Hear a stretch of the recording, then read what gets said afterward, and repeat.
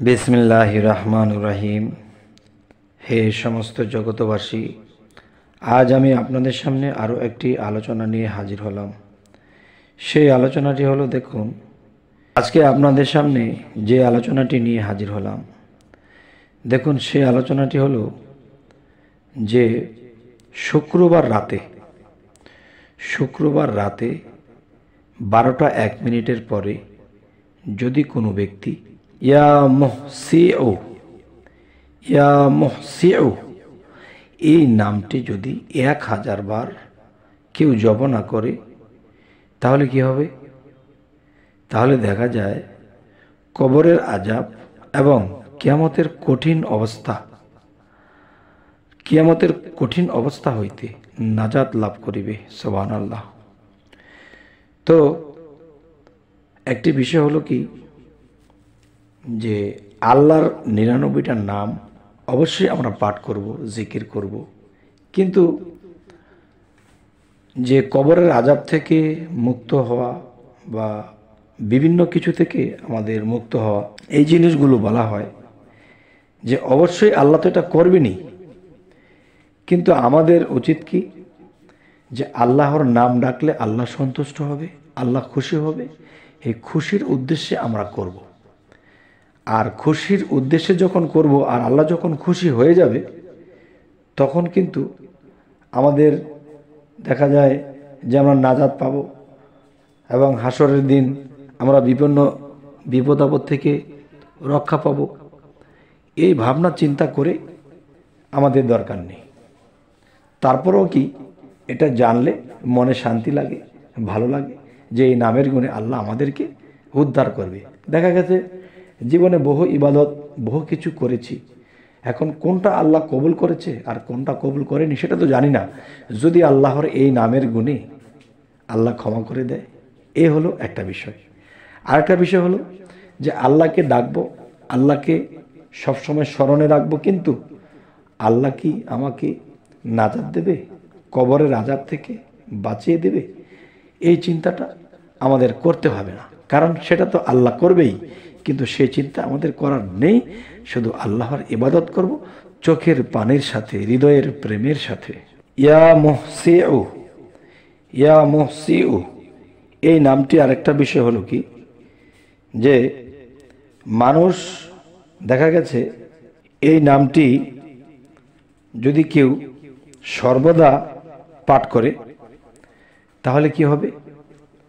দেখা যায় মানুষ একটা কিছু করতে যাচ্ছে, একটা কিছু করবে বা একটা দিকে অগ্রসর হবে, দেখা যায় ভুল হয়ে যায়। যে কোনো একটা জিনিস নিতে, আনতে বা কাউকে দিতে, বা কাউকে একটা কথা দিয়েছিলাম ভুলে গেছি, তবে এই জিনিসগুলো সেই মানুষটার হবে না যখন তিনি ইয়া মুহসিউ এই নামটি যদি পাঠ করে সর্বদা, তাহলে দেখা যায় সেই মানুষটি ভুল করবে না। তার মধ্যে দেখা গেছে হঠাৎ করে একটা জিনিস রেখে চলে গেছি, এরপর দেখা গেছে একটা জায়গায় গেলে আমি যে কথাগুলো গুছিয়ে বলবো, কথাগুলো ভুল বলেছি, যেভাবে বলার কথা সেভাবে বলিনি, তখন কি হয়, আমাদের জীবনে অশান্তি নেমে আসে, কারো চাকরি চলে যায়, কারো ব্যবসা নষ্ট হয়ে যায়। তাহলে কিছু কিছু ভুলের কারণে মানুষ বড় বড় খেসারত দিতে হয়। তাই আমি বলবো, কেউ যদি সর্বদা ইয়া মুহসিউ এই নামটি যদি পাঠ করতে থাকে, তাহলে সে সেই ভুল থেকে রক্ষা পাবে। আচ্ছা, আরেকটা বিষয় হলো, কেউ মনস্তর করেছে যে আজকে যতটুকু পড়ালেখা করেছি অতটুকুই চলবে। এখন দেখা যায় তার পাঠশালার কাছাকাছি বা স্কুলের কাছাকাছি যেতেই সে ভুলে গেছে। আরে আমি না এই পড়াটা সহজ করে দেখলাম, খুব পারবো বলে মনে হচ্ছে, কিন্তু সে ভুলে গেছে। তখন সেই ছাত্রটি বা সেই ব্যক্তিটি যদি দেখা যায় সেই নামটি পাঠ করা অবস্থায় যখন আল্লাহকে সিজদা করবে এবং আল্লাহর কাছে ক্ষমাপ্রার্থ হবে যে হে আল্লাহ, আমাকে স্মরণ শক্তি দান করুন আপনার এই নামের গুণে। ইয়া মুহসিউ ইয়া মুহসিউ এই নামটি যদি পাঠ করা হয় এবং পাঠ করার আগে একটা সেজদা করা হয় যে হে আল্লাহ, আমি যে পড়ালেখা করতেছি অনেক কিছু মনে থাকে না, আমার যেন মনে থাকে আপনার এই নামের গুণে। তখন দেখা যায় যদি অল্প পড়ালেখাও করে সে তার স্কুল পর্যন্ত গেলেও তার মনে থাকবে এই নামের গুণে। এবং দেখা যায় একজন মানুষ একটা চিন্তাধারা করেছে আজকে গিয়ে মুরব্বীদের সাথে এই কথাগুলো বলবো। এখন যেই মুরব্বীদের সাথে কথা বলবে দেখা গেছে একটা কথা ভুল বললে সে যে কাজে গিয়েছে সেই কাজটি তার হবে না। তখন এই নামটি যদি কেউ দেখা যায় পাঠ করে তখন কি হবে, সে ভুল কথা বলবে না, সঠিকটাই বলবে, সঠিকটাই হবে।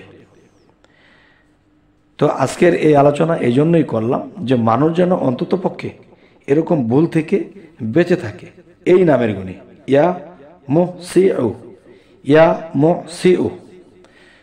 তো আমাদের চ্যানেলটা আপনারা দেখছেন, শুনছেন, যদি নতুন হয়ে থাকেন আর এবং কথা যদি ভালো লাগে অবশ্যই সাবস্ক্রাইব করে রাখবেন, পরবর্তীতে ভালো আলোচনা যেন আপনাদের সামনে নিয়ে আসতে পারি। তো সকলে ভালো থাকবেন, আল্লাহ হাফিজ।